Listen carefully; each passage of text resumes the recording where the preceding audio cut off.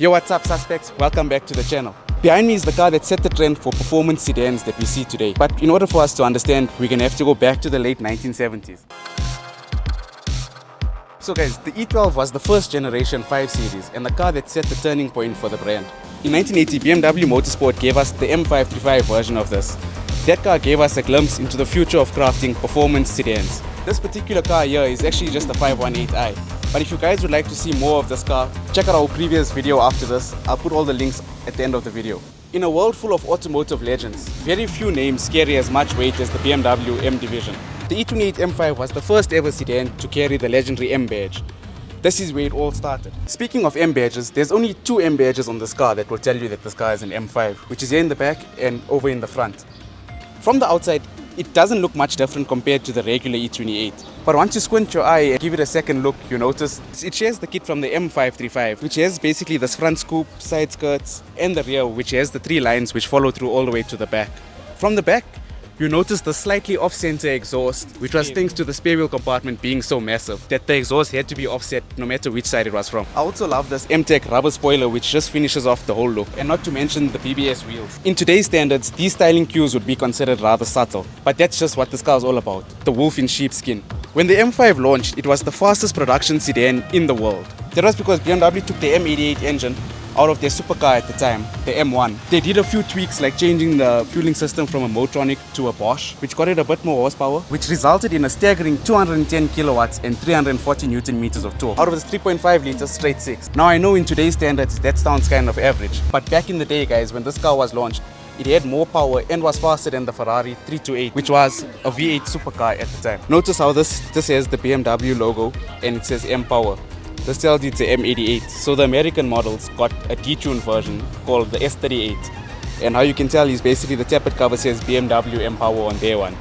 So it was a detuned version that was only for the American markets. Our cars, however, got the full spec. We got the best motors and the best spec cars compared to everybody else. So when you step into this car, you're greeted with this side sill which tells you M5. There's also a few other small trims that have the M colors like on the steering as well as on the seats, and not to mention the iconic M on the dials, which has followed through for many generations. Inside we have these fully adjustable Recaro seats, and guys, when I tell you fully adjustable, I mean fully adjustable. We even have a button to make the headrest go up and down. There's actually 20 buttons on this console just to control the 2 front seats. We even have an electric sunroof, electric windows, as well as air conditioning, a radio, and a whole lot of other luxuries. As you guys can see, everything's wrapped in the soft premium leather, including this dashboard, which is completely driver focused like all the other BMWs. For me guys, the interior is a major upgrade compared to the previous generation E12. Now let's start this car up and take her for a drive.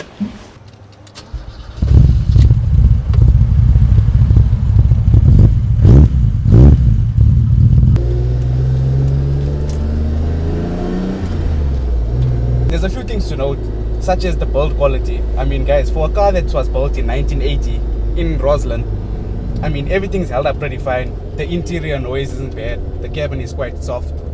There aren't any crazy creaks and rattles and stuff like that, you know, everything is still quality.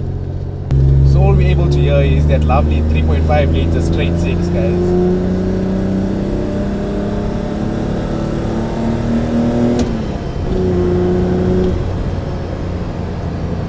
It feels quite quick, it feels nimble, light on its feet, although its weight.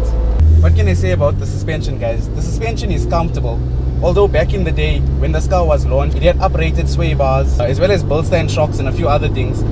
If I'm not mistaken, this particular car has lowering springs as well. So the car feels nice, it feels planted, it feels quite connected to the road. The steering is quite lazy, but I mean you'd expect that from a BM of this time.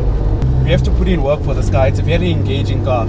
These cars were super limited. There were only 2,200 units made globally, and of those 2,000 units, only 96 of these were made in South Africa, making this one of the rarest M cars ever.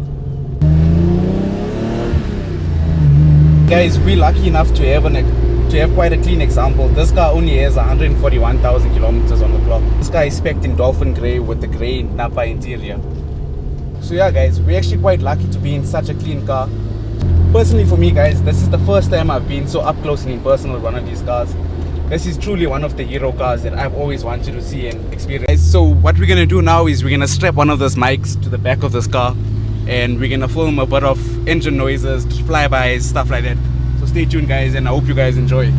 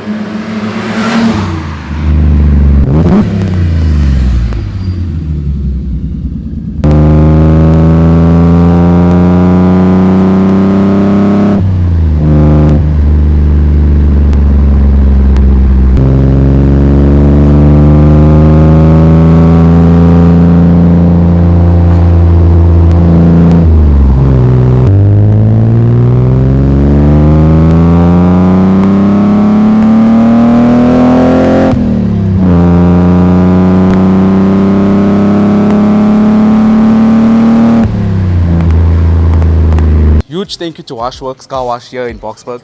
Guys, I'll leave all of their social links below. They have some awesome cars in and out of here, guys. Do check them out. If you guys enjoyed this video, please be sure to like, subscribe, drop us down a comment if you enjoy this type of content. They have an awesome festive, guys, and we'll see you guys in the next video. Peace.